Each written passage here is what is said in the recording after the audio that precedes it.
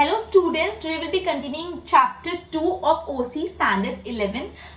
The name of the chapter is Business Services Part 1.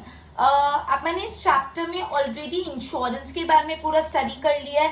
अपन ने postal services start किया था. Postal services में अपन ने इंट्रोडक्शन पार्ट देखा, देन जनरल पोस्ट देखा, रजिस्टर्ड पोस्ट देखा, पार्सल सर्विसेज देखा, वैल्यू पेएबल पार्सल देखा. अपन अब नेक्स्ट टॉपिक पे दैट इज स्पीड पोस्ट. ठीक है, स्पीड पोस्ट या तो स्पीड पार्सल. अब ये वर्ड से आपको क्या पता चलता है? स्पीड पोस्ट मतलब यहाँ पे जो भी आपका पार्सल है, जो भी आपका पोस्ट है, ज्यादा फटाफट दैट इज कम समय में पहुंच जाएगा. यहाँ पे जो पोस्टल डिपार्टमेंट है वो गारंटी देता है कि जो भी आपका पार्सल है या जो भी आपका पोस्ट है वो एक स्टिपुलेटेड टाइम पीरियड में, से फॉर एग्जांपल 1 दिन 1.5 दिन, वो एक स्टिपुलेटेड टाइम पीरियड में इंडिया के अंदर आपको जहां पे पहुंचाना है वहां पे हम पहुंचा देंगे. अब ऑब्वियसली यहाँ पे स्पीड में पहुंचा रहे तो पैसा भी ज्यादा लेंगे. तो ये जो स्पीड पोस्ट है उसमें चार्जेस ज्यादा लगते हैं कंपेयर टू जनरल पोस्ट. और अगर आप चाहो तो स्पीड पोस्ट में जो भी सामान बेच रहे हो उसका भेज रहे हो उसका आप इंश्योरेंस भी करा सकते हो. ठीक है, मैं वापस समझा रही हूँ. स्पीड पोस्ट जैसा वर्ड बोल रहा है, स्पीड में पोस्ट पहुंचना. ठीक है, तो यहाँ पे ऐसा बोल रहा है जो पोस्टल डिपार्टमेंट है वो बेसिकली गारंटी देता है कि आपका जो भी पोस्ट है या आपका जो भी पार्सल है हम उसको इंडिया में कहीं भी आपको पहुंचाना है वहां पहुंचा देंगे एक स्टिपुलेटेड टाइम पीरियड में. मतलब एक टाइम पीरियड बोल देते हैं 1 दिन या 1.5 दिन. वो टाइम पीरियड बहुत कम होता है, दैट इज बहुत जल्दी पहुंच जाता है. अब ऑब्वियसली अगर ये लोग फटाफट डिलीवरी करवा रहे हैं तो पैसा ज्यादा लेंगे. तो जो स्पीड पोस्ट का चार्जेस है वो ऑब्वियसली ज्यादा होता है कंपेयर टू जनरल पोस्ट. ठीक है, और अगर चाहो तो स्पीड पोस्ट में जो भी सामान है आप उसका इंश्योरेंस भी करा सकते हो. क्लियर. सेकेंड है एक्सप्रेस पार्सल. एक्सप्रेस वर्ड ही क्या सजेस्ट करता है? एक्सप्रेस मतलब फटाफट, स्पीड मतलब स्पीड में, और एक्सप्रेस हमेशा अपन बोलते हैं एक्सप्रेस ट्रेन है. तो एक्सप्रेस मतलब क्या होता है? जो बहुत फास्ट जाता है. तो यहाँ पे ये सर्विसेज इंडिविजुअल को भी मिलती है और बिजनेस यूनिट्स को भी मिलती है. ये जो एक्सप्रेस पोस्ट की सर्विसेज है वो इंडिविजुअल्स को भी मिलती है और अगर बिजनेस यूनिट है उनको भी मिलती है. यहाँ पे एक्सप्रेस पार्सल में ये बहुत फटाफट, पार्सल बहुत फटाफट चले जाता है with in a prescribe time period.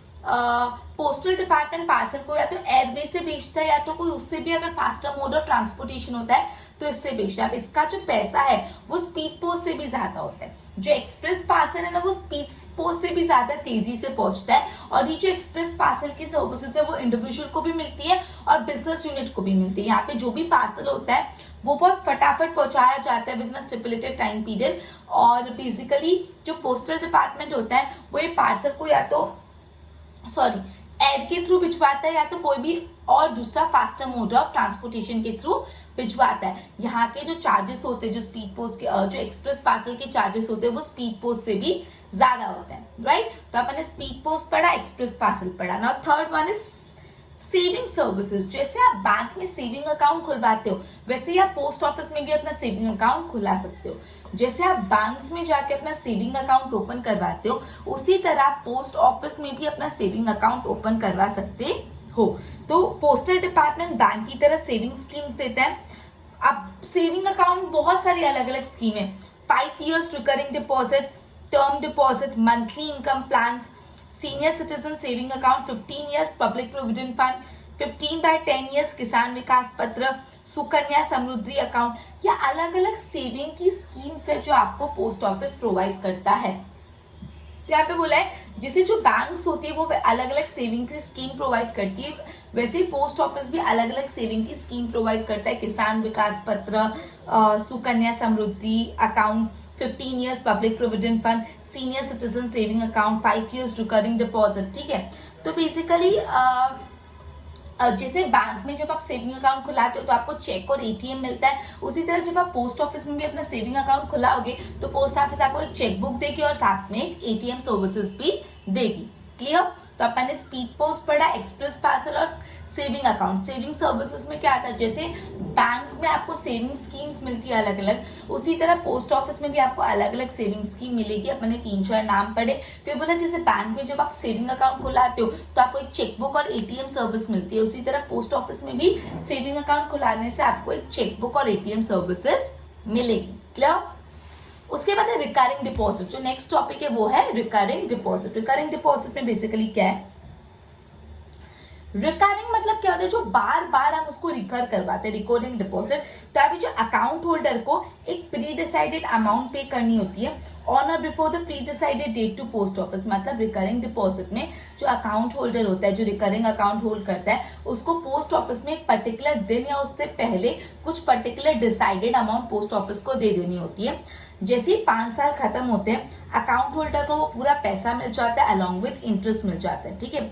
तो बेसिकली बोला है कि रिकरिंग फिक्स्ड डिपॉजिट में क्या होता है, जो भी अकाउंट होल्डर होता है उसको एक pre decided amount post office को देनी पड़ती है, जिस दिन डिसाइडेड है तो उससे पहले दे दो। और 5 साल जैसे ही कंप्लीट होंगे तो जो अकाउंट होल्डर है उसने जितना पैसा डिपॉजिट किया था उसको प्रिंसिपल मिलेगा, अलॉन्ग विद दैट उस पैसे पे 5 साल में जितना इंटरेस्ट लगेगा वो भी मिलेगा, ठीक है। और 5 साल के बाद अगर आप चाहते हो आपको ये और 5 साल से बढ़ाना है तो वो भी कर सकते हो।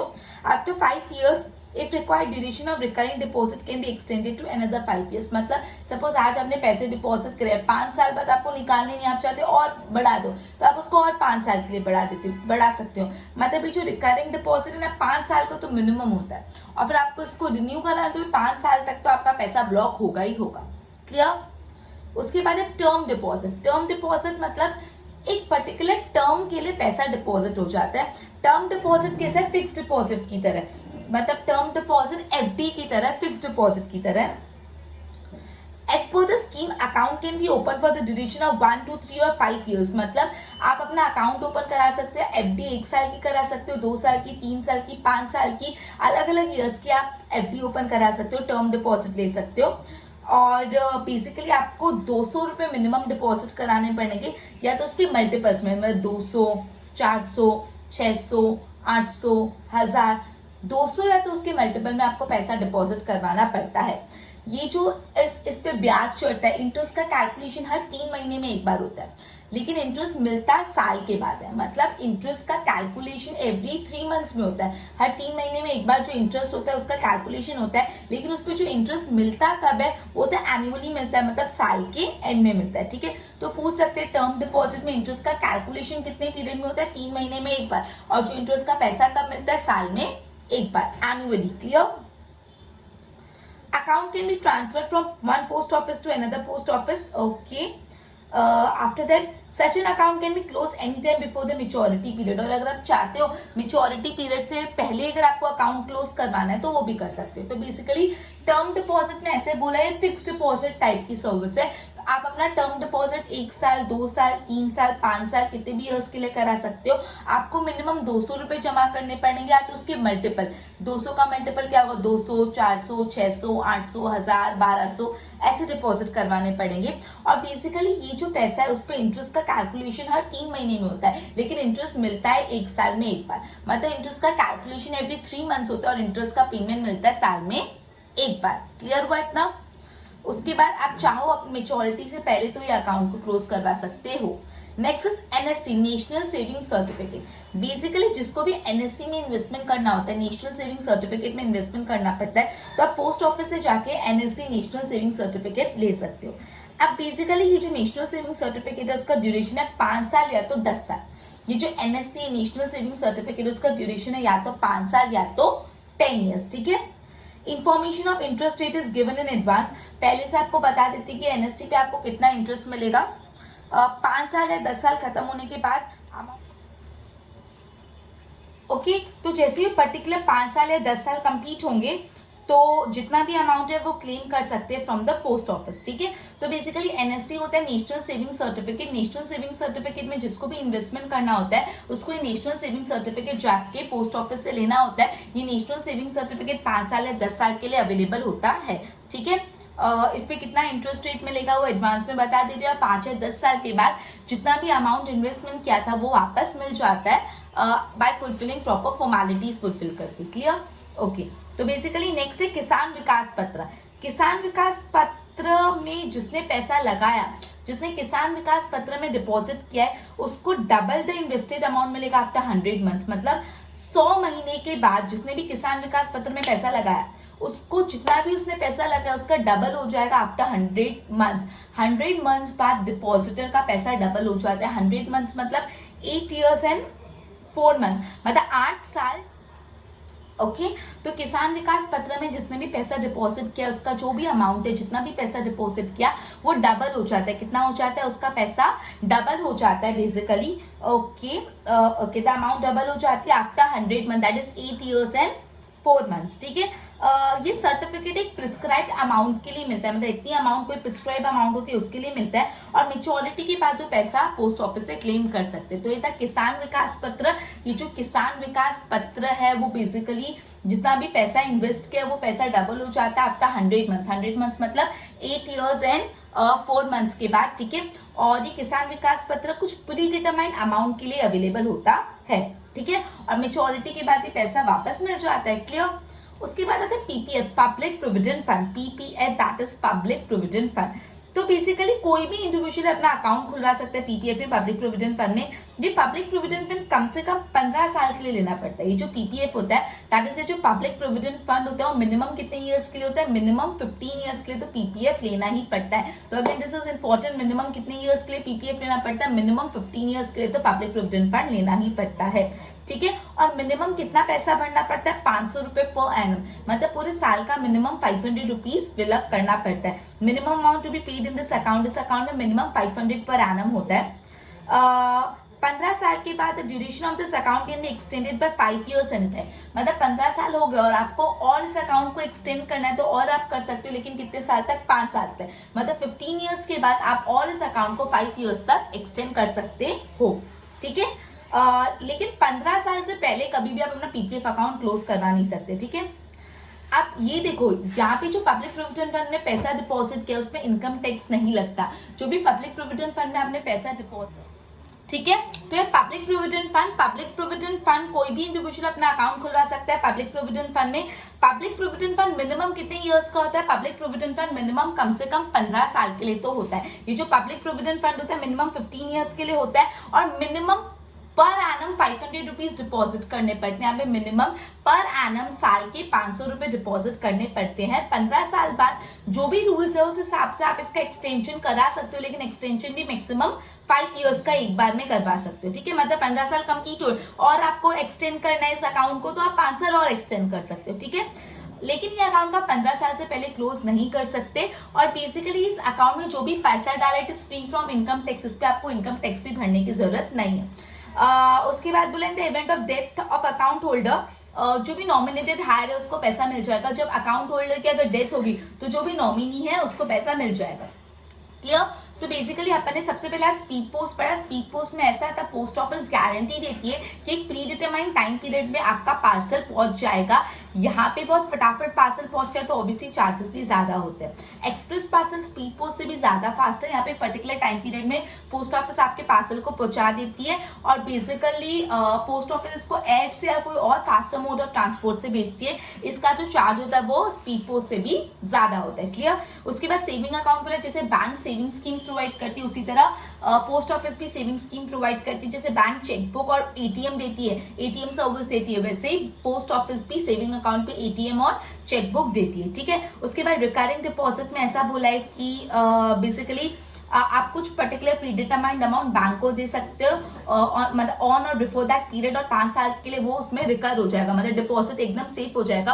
और आप चाहते हो 5 साल बाद तो और 5 साल एक्सटेंड कर सकते हो, आप ऐसा कर सकते हो। जब आपको फाइनली उसको मैच्योर कराना है तो जो भी आपने पैसा डिपॉजिट किया आपको मिल जाएगा। फिर टर्म डिपॉजिट, रिकरिंग डिपॉजिट 5 साल के लिए होता है। टर्म डिपॉजिट आप 1 साल, 2 साल, 5 साल, 3 साल के लिए कर सकते हो, और आपको 200 रुपए और 200 के मल्टीपल्स में पैसा डिपॉजिट कराना पड़ेगा।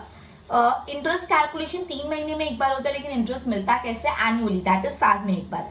ठीक है, उसके बाद एनएससी नेशनल सेविंग सर्टिफिकेट आप पोस्ट ऑफिस से ले सकते हो, 5 साल या तो 10 साल के बाद होता है कम से कम। ओके, उसके बाद किसान विकास पत्र में जो भी डिपॉजिटर ने जितना भी पैसा डिपॉजिट किया वो डबल हो जाता है आपका 100 मंथ, दैट इज 8 years और 4 months के बाद वो डबल हो जाता है। ठीक है, उसके बाद PPF public provident fund minimum 15 साल के बाद तक लेना पड़ता है। 15 साल के बाद आप इसको 5 साल तक और एक्सटेंड कर सकते हो, और बेसिकली पीपीएफ में जो पैसा डाला है उस पर इनकम टैक्स नहीं लगता। क्लियर? तो बेसिकली अपन ने speed post, express post, saving scheme, recurring deposit, term deposit, NSC, KVP और पीपीएफ पढ़ा। इसको मैं बोर्ड से एक बार गो थ्रू कराती हूँ, फिर आगे जो 3-4 पॉइंट्स है उसको भी कंप्लीट करते हैं। ठीक है, speed post parcel, postal department guarantee देता है टू डिलीवर द पोस्ट और parcel in the stipulated time with in India. यहाँ के जो चार्जेस होते हैं वो हाई होते हैं और ऑब्वियसली आप चाहो तो इंश्योरेंस भी करा सकते हो। Express parcel service available to individual plus business unit, speedily यहाँ पे आपका पार्सल जाएगा। एयर से जाता है तो और कोई फास्टर मोड ऑफ ट्रांसपोर्ट, यहाँ के चार्जेस हायर होते than even speed post. Saving scheme, just like bank saving account, 5 year plan, recurring deposit, ये सब प्रोवाइड करता है। चेकबुक और एटीएम भी मिलता है। रिकरिंग डिपॉजिट पे अमाउंट एज डिसाइडेड ऑन और बिफोर प्री डिसाइडेड डेट, जितनी भी अमाउंट डिसाइड हुई है उसको उस डेट पे या तो उससे पहले या पोस्ट ऑफिस में दे दो, और जैसे ही 5 साल कंप्लीट हो गया आपका अकाउंट मैच्योर हो जाएगा, आपको प्रिंसिपल और इंटरेस्ट दोनों मिल जाएगा। उसके बाद आप चाहो तो और 5 साल के लिए उसको रिकर करवा सकते हो, एक्सटेंड करा सकते हो। उसके बाद टर्म डिपॉजिट आप एफडी फिक्स डिपॉजिट की तरह 1 साल, 2 साल, 3 साल, 5 साल के लिए करा सकते हो। 200 रुपया तो उसकी मल्टीपल्स में पैसा देना पड़ता है। इंटरेस्ट कैलकुलेशन 3 महीने में एक बार मिलता है, होता है, लेकिन इंटरेस्ट पे कब होता है? साल में एक बार, ठीक है। Such an account can be close any time before maturity. उसके बाद नेशनल सेविंग्स सर्टिफिकेट एनएससी आप पोस्ट ऑफिस से परचेज कर सकते हो। मिनिमम 5 साल या 10 साल के लिए होता है। जैसे ही पीरियड कंप्लीट होता है आपको अमाउंट और इंटरेस्ट मिल जाता है। किसान विकास पत्र में जितना भी पैसा डिपॉजिट किया वो क्या हो जाता है? डबल हो जाता है। After 100 month, that is 8 years और 4 मंथ्स के बाद वो डबल हो जाता है, ठीक है। Okay, public provident fund, individual open account कर सकते हैं। 15 साल, मिनिमम 500 रुपए डिपॉजिट करने पड़ते हैं पर एनम। 15 साल के बाद 5 साल का एक्सटेंशन कर सकते हो, लेकिन 15 साल से पहले क्लोज नहीं कर सकते।